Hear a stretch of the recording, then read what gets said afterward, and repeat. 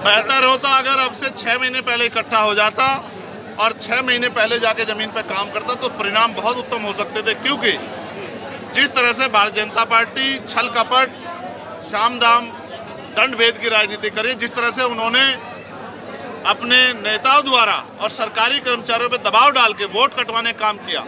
मैंने उत्तर प्रदेश में मेयर का चुनाव आगरा में लड़ा था, पार्टी ने आगरा का चुनाव मेयर का लड़ाया और अगले दिन मैंने खबर पड़ी कि 1,70,000 वोट वहाँ उन बस्तियों से कटे जो भारतीय जनता पार्टी को वोट नहीं देते।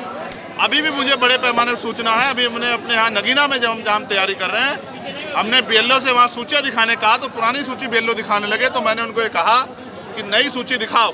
मुझे ऐसा लगता है मुस्लिम, दलित और पिछड़े वर्ग की वो जातियाँ जो भारतीय जनता पार्टी को वोट नहीं देती है, उनके वोट कटवाने का काम भारतीय जनता पार्टी के नेताओं ने किया होगा। सत्ता के अहंकार में लोकतंत्र को कुचलने का काम भारतीय जनता पार्टी के लोग कर रहे हैं। इसकी सजा जो है जनता उनको जरूर देगी। इंडिया गठबंधन टक्कर देते हुए दिखाई नहीं दे रहा है भाजपा का, जैसे आपने नहीं, मैं कह रहा हूं कि उन्होंने देर की।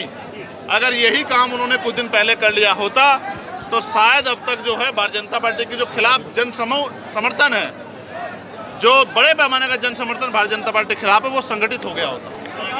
आपने कहा है कि आप कुछ करेंगे, लंबे समय से हमारे लोग कहते रहे कि EVM पे आप आंदोलन कीजिए, लेकिन मैं मानता हूं कि बिना जन समर्थन के कोई भी आंदोलन कामयाब नहीं होता। 2 अप्रैल जैसा आंदोलन करने के लिए जन समर्थन की जरूरत है।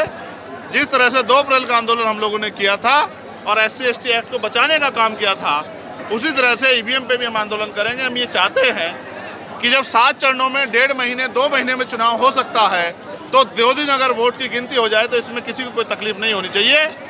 अगर वोट के जो लोकतांत्रिक देश है, अगर वोट किसको गया, इस पर लोगों को संशय है, शंका है, इसको इलेक्शन कमीशन को दूर करना चाहिए।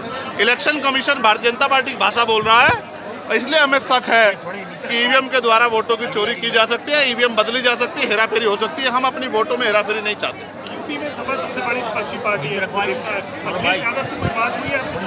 मेरी बहुत अच्छी बातचीत लगातार होती रहती है और हमने मिलकर उत्तर प्रदेश में काफ़ी लंबे समय से 2022 के बाद काम किया है और मेरा मानना है जो रिश्ते अच्छे हैं वो अच्छे ही रहेंगे। लेकिन आपने जिस तरह से एक बात कही मंच से कि हम धर्म की बात नहीं करते, हम छुआछूत और जाति की बात करते हैं।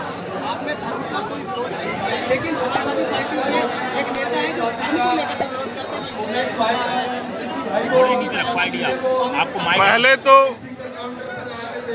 पहले तो मैं आपको स्पष्ट करा दूं, आपको अपने सवाल को सही करना चाहिए।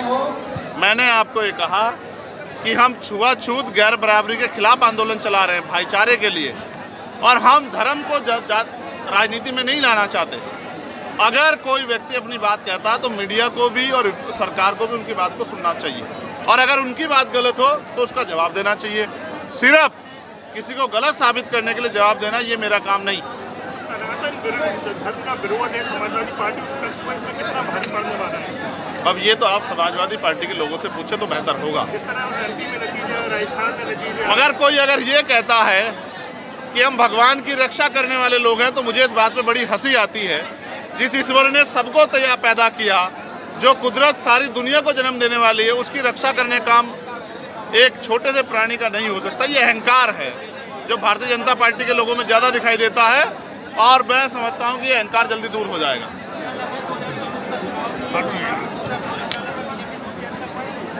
मैं फिर आपसे कह रहा हूँ कि जनता समझदार हो रही है